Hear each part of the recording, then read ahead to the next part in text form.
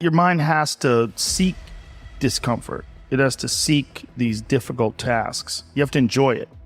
And you have to figure out a way to make your mind enjoy those things. And some people it comes easy and some people it doesn't. Some people it takes a long time. I always tell people the best thing you could ever do is force yourself to a schedule. Just write it down. Like today I have to do an hour on the treadmill. I have to do an hour, no matter what. Even if you're walking on it, you're doing an hour on the treadmill. The next time you're going to do it, okay, you did an hour and this is the amount of miles you got in. Next time you're going to, add 3 miles. Put an extra 3 miles in that 1 hour.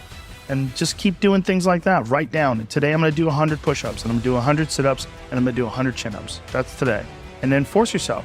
Force yourself to adhere to a schedule. Make a Monday, Wednesday, Friday workout schedule. Give yourself some time off, Like don't even crush yourself to the point where you can't do it.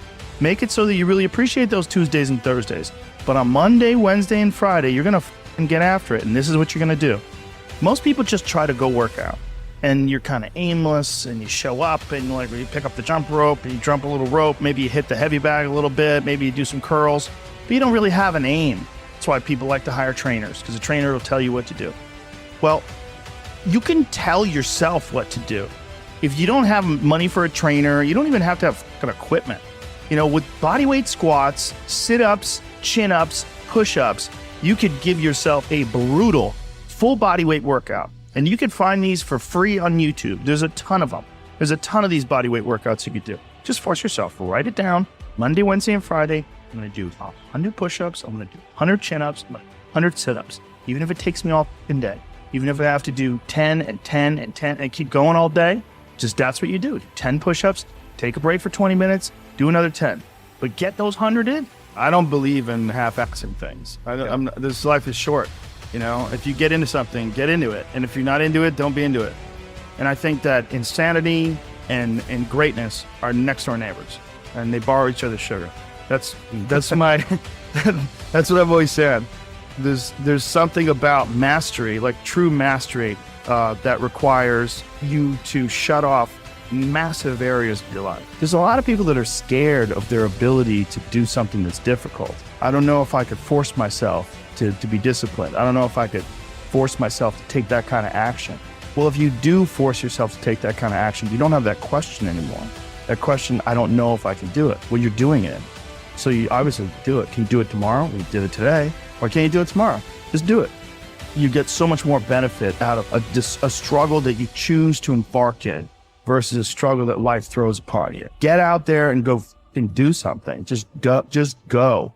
And then in the middle of doing it, it'll become easy. Even if it's not easy, even if it's hard, it's easier than not doing it and wishing that you had done it. Oftentimes people can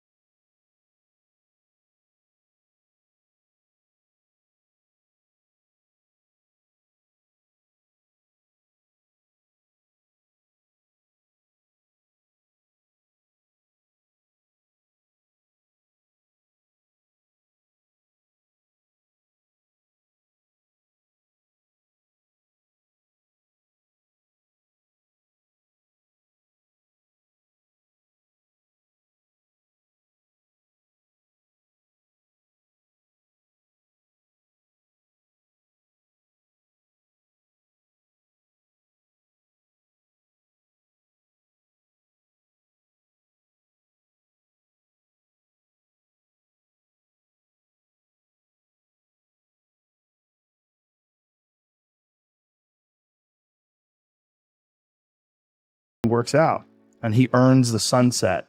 And he does that. He's so disciplined. And he's got this saying that's a great saying: discipline equals freedom.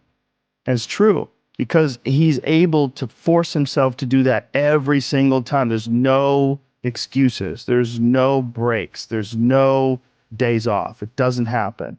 So because of that, you're not scared. You know that you can keep doing it. You know that you can continue to perform. There's a lot of people just running from discomfort. They're running from it. They're just avoiding it. So easy to.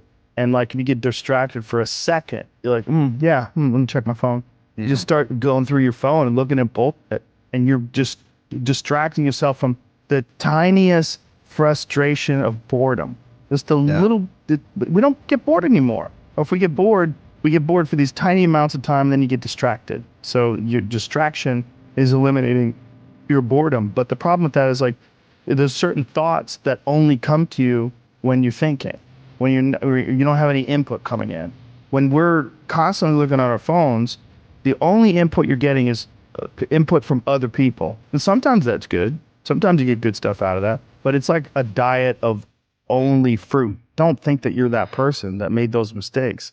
You're the person who's learned, and to have that attitude is a really important thing. And to not say, why am I doing this now? I could have been doing this my whole life.